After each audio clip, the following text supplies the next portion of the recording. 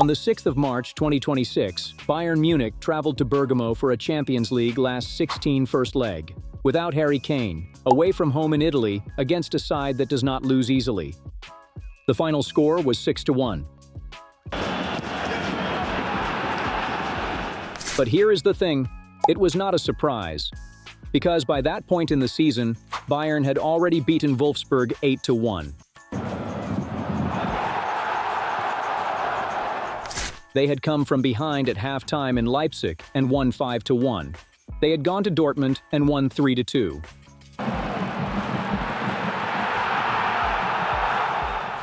The Bergamo result was not an outlier, it was a pattern. 100 league goals in 28 Bundesliga games. A 9-point lead at the top of the table, the most complete attacking team in Europe, and a defensive record that most sides would be satisfied with on its own. The question worth asking is how a club that was drifting without identity 2 years ago became this. And the answer starts with a Belgian manager who had just been relegated from the Premier League. To understand what Kompany built, last time I talked about your attitude, it's fucking right, you need to understand the problem he inherited. It's not rocket science. The hardest part about football is just keeping people calm. Do not fucking test me! Enough with the fucking money! Bayern before his arrival were still a powerful club, the resources and infrastructure intact, but something structural had frayed. Just hard work. A lot of work. Nagelsmann produced a Bundesliga title. Tuchel won the DFB Pokal. By normal standards, successful tenures. But Bayern do not operate on normal standards, and beneath the numbers there was no consistent identity. No playing style bold enough to bend Europe to its will. The symptoms were visible. Quarter-final exits from the Champions League. Musiala. Oh, brilliant! Players stopping choosing Bayern. Not just foreign stars, but domestic talents who no longer saw Munich as the automatic destination. Xabi Alonso, when offered the job, turned it down. For the first time in years, the club's gravitational pull had weakened. When Bayern appointed Kompany in the summer of 2024, the reaction was skepticism.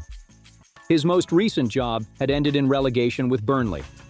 The gap between Turf Moor and the Allianz Arena appeared to be a category error. What Bayern saw, and what the rest of Europe was slower to process, was something different. Most people's version of Vincent Kompany stops at the player. The Premier League titles, the tackles. That version is incomplete. By the time he arrived at City, he was already thinking structurally, about spacing, about why defensive lines exist where they do, about the geometry of pressing. Under Guardiola, that thinking sharpened. Pep described him as one of the most intelligent players he had ever coached, and that intelligence was absorbed rather than merely observed.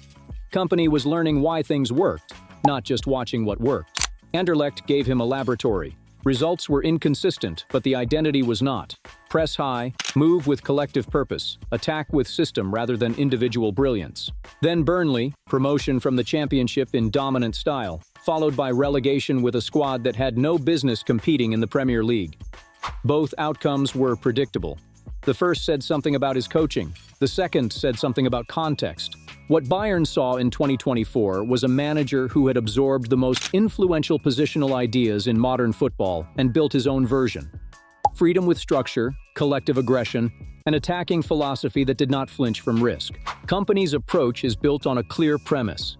Attack first, press constantly, and trust the structure to absorb the risk.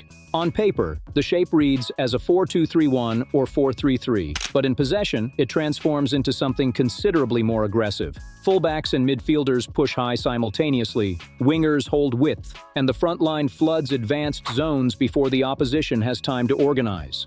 Center-backs sit on or just ahead of halfway. Bayern dare opponents to play over the top, and the compact distances behind that line mean they can recover possession quickly if they do. The press is not chaotic. There is spacing behind it. When the first Bayern player engages, the next line shifts simultaneously to cover the pass that follows. Opponents rarely escape one defensive duel into free space because the structure is already closing the next option. That kind of pressing does not just win the ball. It degrades decision-making over time. Kimmich and Pavlovic are the engine that makes this sustainable. Hummels with a drive, Kimmich! It's Pavlovic! Kimmich controls rhythm and dictates where pressure flows. Pavlovic provides the structural cover, protecting the shape and ensuring the attack never disconnects from the defense behind it. Because the defensive platform is reliable, fullbacks push forward without hesitation. The whole structure is connected, and that connection is what allows the attacking output to be this high without the defensive numbers suffering. The most important thing about Bayern's results in 2026 is not any individual scoreline. It is what the collection of them tells you about the system's consistency. They beat Wolfsburg 8-1. They came from 1-0 down at halftime in Leipzig and won 5-1. 5 unanswered second-half goals on a hostile away ground. They went to Dortmund trailing and still won 3-2. And when they traveled to Bergamo for the Champions League without Kane, they won 6-1 and were 3 goals up inside 25 minutes. What that sequence destroys is the easy explanation. This is not Bayern beating weak opposition in comfortable home games. These results came in Germany and in Europe, at home and away, after setbacks and without key players. The common thread is not the opponent or the circumstance. It is the system. And the system keeps producing regardless of the variables around it. Since the 14th of January 2026, across all competitions, Bayern have played 16 games, won 13, drawn 2, lost 1, scoring 47 goals and conceding 16. The Bundesliga table at matchday 28 lays out the scale of what Kompany has built. Bayern sit first with 73 points from 28 games, 23 wins, 4 draws, 1 defeat, 100 goals scored, 27 conceded, a goal difference of plus 73. Dortmund are second on 64 points, 9 behind. The goal difference gap of 41 over Dortmund is the most telling single figure. Not the points gap, 9 points can close over a run of games. A goal difference advantage of that size reflects sustained dominance across every game state, every opponent, every circumstance. In the Champions League, Bayern went through the league phase with 7 wins from 8 matches, 21 points, 22 goals scored, and only 8 conceded, against opponents that included Chelsea, PSG, and Sporting Lisbon. 1 defeat against Arsenal, in a game that also exposed a genuine vulnerability in the system. That detail matters, and we will come back to it. The attacking output does not happen despite the system. It happens because of it. And the reason this group of players fits so well is that each one creates a structurally different defensive problem. Harry Kane does not simply stand in the penalty area and wait. His role is to drop deep, receive between the lines, and pull center-backs out of position, creating space for the runners around him. Every time a center-back follows him, something opens behind them. Every time they hold their shape, Kane receives with time to pick a pass. Lovely. Kane's there! There is no correct answer for the defender. And then Kane still arrives in the box and finishes the move he started. 31 Bundesliga goals this season. Michael Olise occupies the half space between fullback and center-back, the corridor where defenders are uncertain about responsibility. Quick first step, precise movement to shift a defender's weight, consistent accuracy on the finish.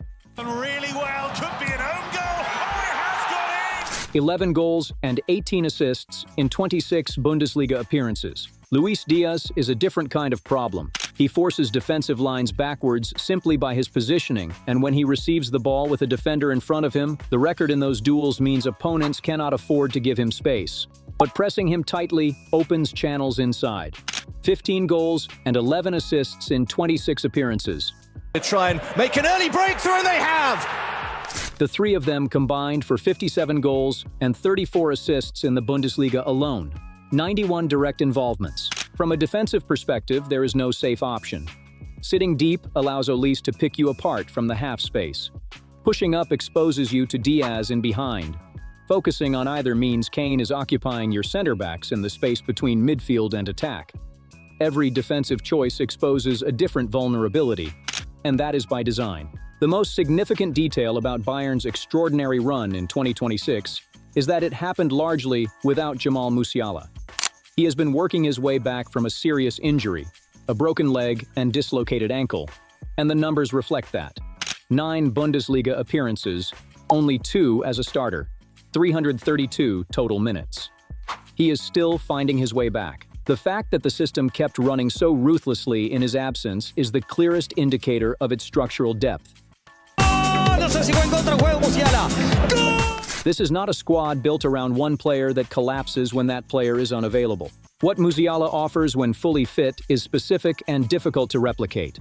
His ability to receive between the lines, turn in a single movement, and make a settled defensive shape suddenly look disorganized happens in the space of one touch. Bayern were already scoring at historic rates without him. When he returns to full fitness, the attack has one more way to take you apart.